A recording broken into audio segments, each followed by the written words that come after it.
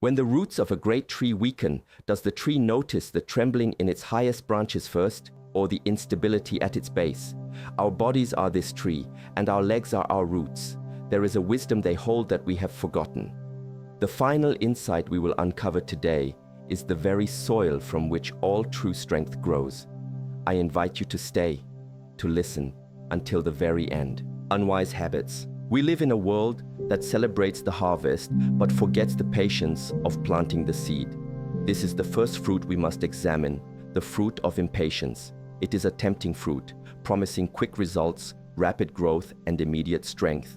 The world tells us to push harder, to move faster, to achieve more in less time. We apply this mindset to our bodies, especially as we age. We seek a program or a technique that will restore the vitality of our youth in a matter of weeks. We become frustrated when our legs do not respond as they once did, when the strength does not build at the pace our mind demands. But the body does not understand this language of haste. It understands rhythm, cycle, and season. True strength, the kind of deep-rooted power that supports us through the many seasons of life, is not built in a hurry. It is cultivated. Think of how a mountain is formed, not in a single violent explosion, but through millennia of slow, persistent pressure and uplift. Or consider the water that carves a canyon. It is not the force of a single drop, but the steady, unrelenting flow over countless years. This is the nature of building a foundation. When we are impatient, we are working against this fundamental law. We create tension. We force the muscles and sinews beyond their capacity for gentle adaptation. This does not build strength. It creates a subtle, deep-seated strain. It introduces an agitated energy, a franticness that pulls our life force, our chi, upward into the chaotic thoughts of the mind, leaving the lower body, our roots, undernourished and brittle. This fruit of impatience manifests as a constant search for the next best thing, the secret exercise, the magic supplement. We jump from one practice to another, never giving any single path the time it needs to bear its own fruit. We do not listen to the body's need for rest and recovery, seeing it as a delay rather than an essential part of the process of becoming stronger. Our legs then become a reflection of this inner state. They may feel weak not because of a lack of effort, but because of an excess of frantic, misaligned effort. The energy is scattered, like sunlight diffused through a cluttered window, unable to concentrate and provide warmth and life.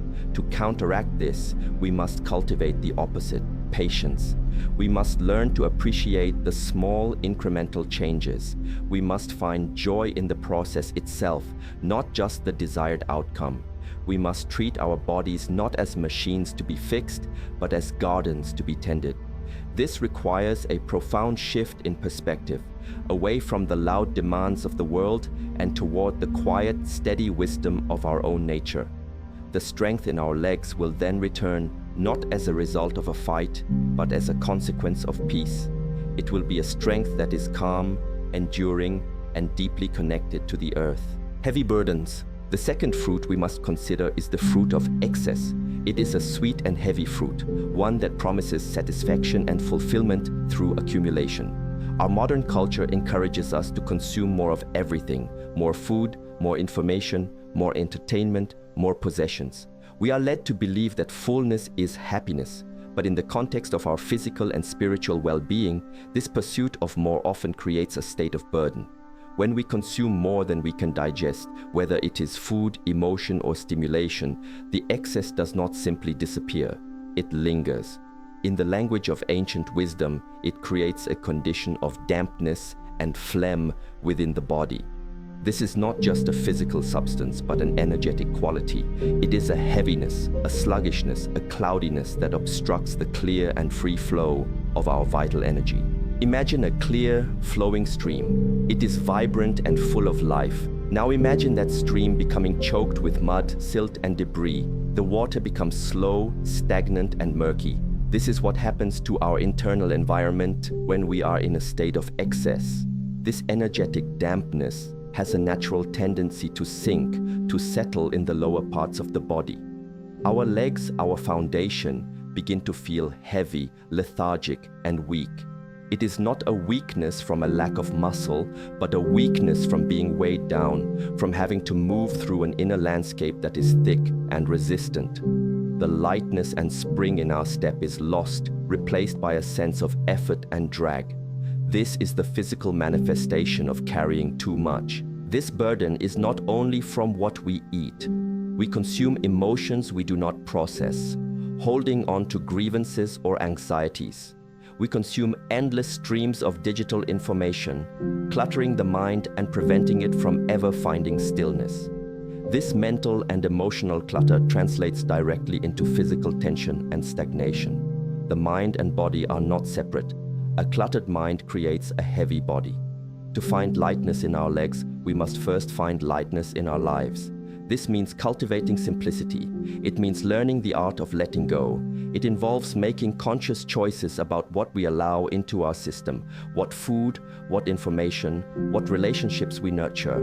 It is about creating space. When we fast, whether from food or from noise, we give the body a chance to clear this accumulated dampness.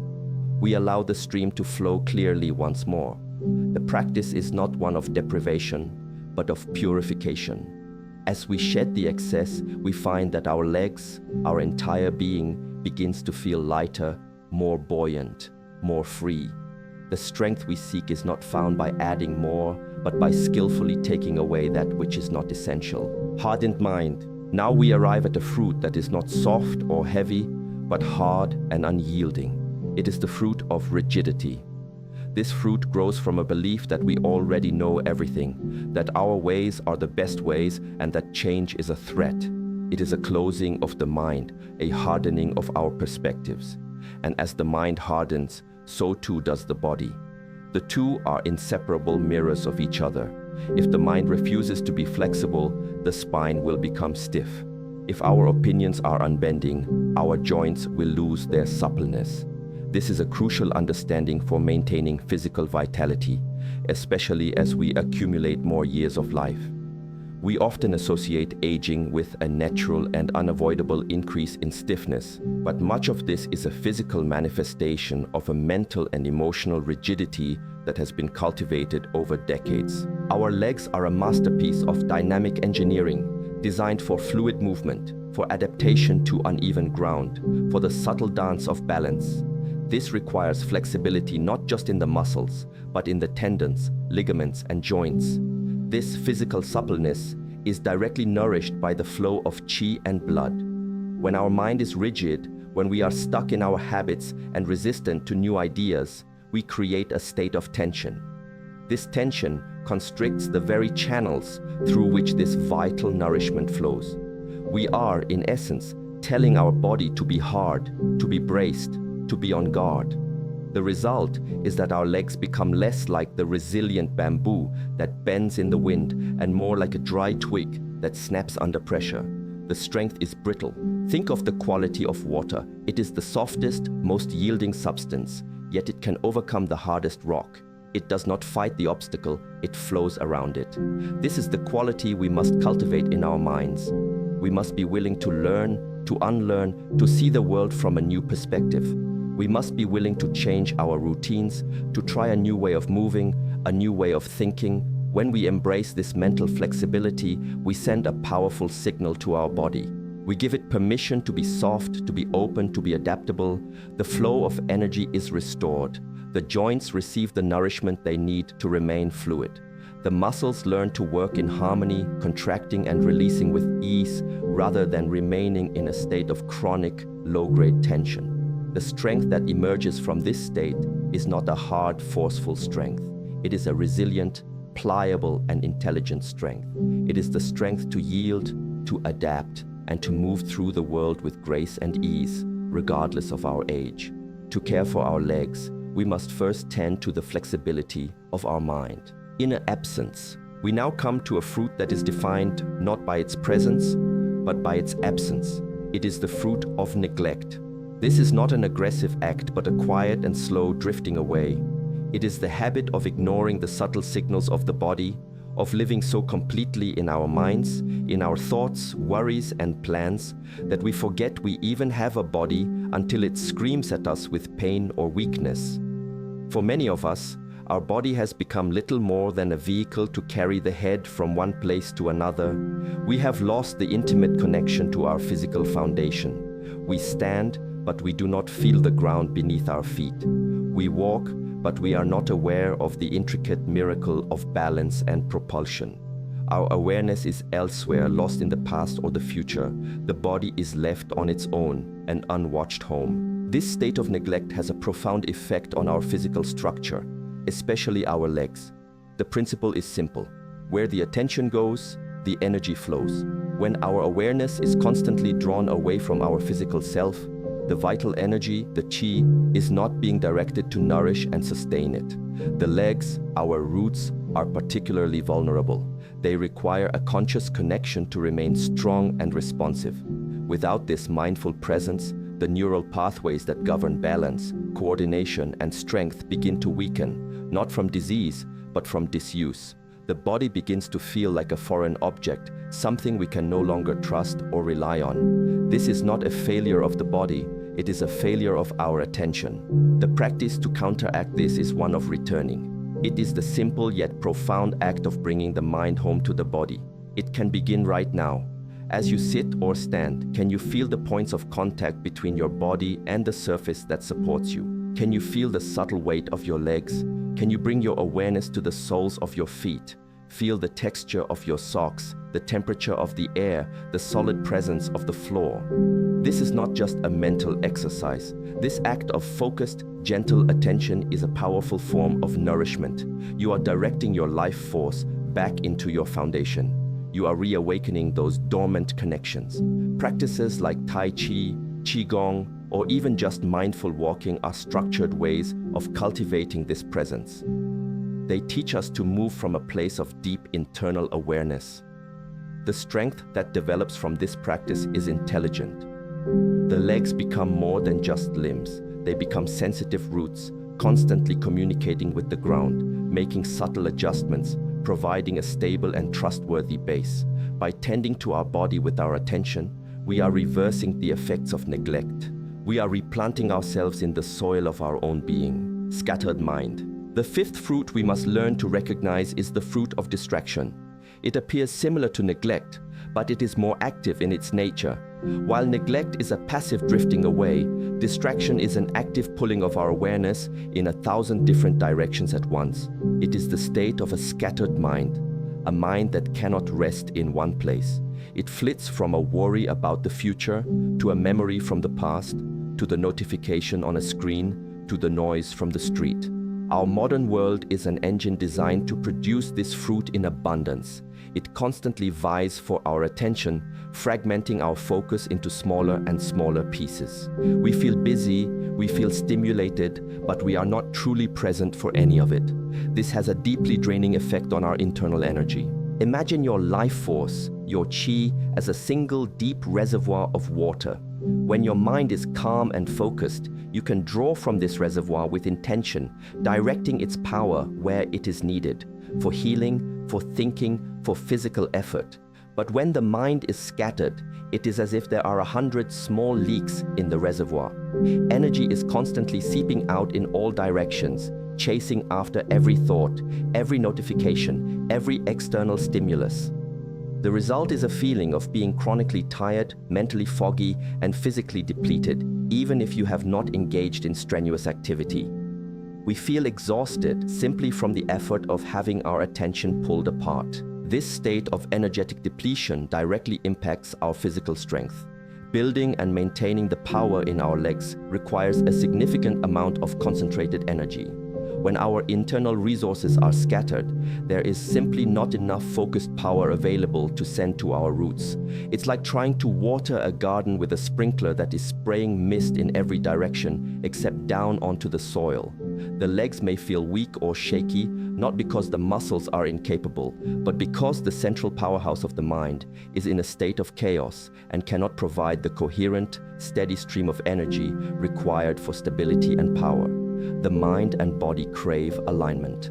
When the mind is scattered, the body cannot be unified and strong. The path away from this is the cultivation of single-mindedness, of focus. This does not mean thinking about only one thing all day. It means that whatever you are doing, you are fully there. When you are drinking tea, just drink the tea. When you are walking, just walk. When you are listening to a friend, just listen. This practice of returning to the present moment again and again begins to seal the leaks in the reservoir. It gathers our scattered energy and returns it to our core. From this place of collected, unified energy, we can then nourish our entire being, and the strength of our legs will manifest as a natural expression of a mind that has come home to itself. Bitter heart. We now approach a fruit that is not of the mind, but of the heart. It is a bitter fruit, one that poisons from the inside out. This is the fruit of resentment. It is the act of holding on to past hurts, injustices, and grievances. It is replaying old arguments in our mind, nursing wounds that refuse to heal because we will not allow them to. We may believe that holding on to this anger or bitterness is a way of protecting ourselves or a way of holding others accountable. But in the wisdom traditions of the world, it is understood that holding on to such feelings is like drinking poison and expecting the other person to be harmed. The primary casualty of a bitter heart is always oneself.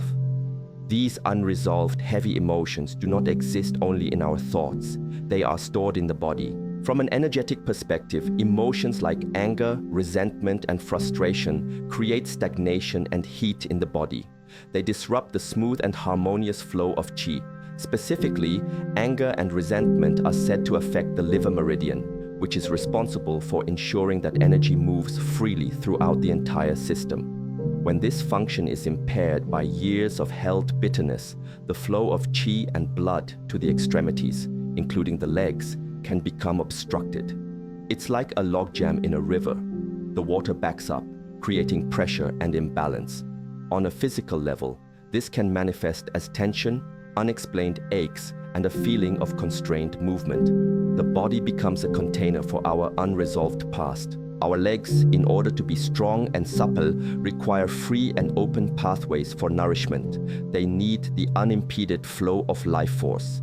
When we carry the weight of resentment, we are creating internal blockages that starve our foundation. Furthermore, these emotions create a state of chronic, low-level stress.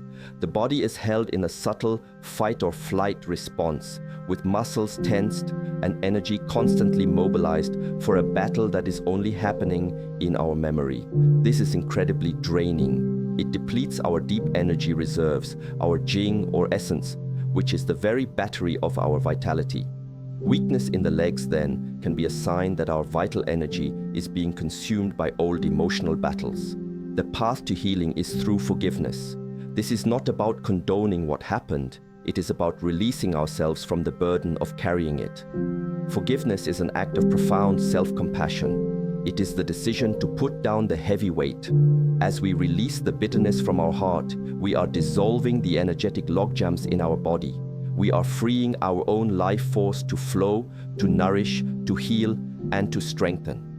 The lightness we feel in our spirit will be mirrored by a newfound vitality and freedom in our legs. Anxious future, the final fruit, the one that is perhaps the most subtle and the most corrosive, is the fruit of fear. Specifically, as we age, it is the fear of our own perceived fragility. It is the fear of falling, the fear of getting weaker, the fear of losing our independence. This fear does not begin as a physical reality, but as a thought, an anxiety about the future. Yet this thought is so powerful that it can create the very reality it dreads. It is a self-fulfilling prophecy that grows in the fertile ground of a worried mind. When we are afraid, our entire being contracts. Our breath becomes shallow, our muscles tighten, and our awareness narrows to focus only on the perceived threat. This state of fear has a devastating effect on our leg strength and stability. A body that is braced for a fall is a body that cannot move with fluidity and grace. The natural subconscious dance of balance is interrupted by conscious fearful control. We begin to walk with a stiff, shuffling gait, not because our legs have forgotten how to move, but because our mind is overriding their innate intelligence with a command to be careful. This very command creates the instability we are trying to avoid. The muscles of the legs, held in a state of constant tension, become exhausted. They are not allowed to go through their natural cycle of contraction and relaxation. They become both tight and weak, a dangerous combination.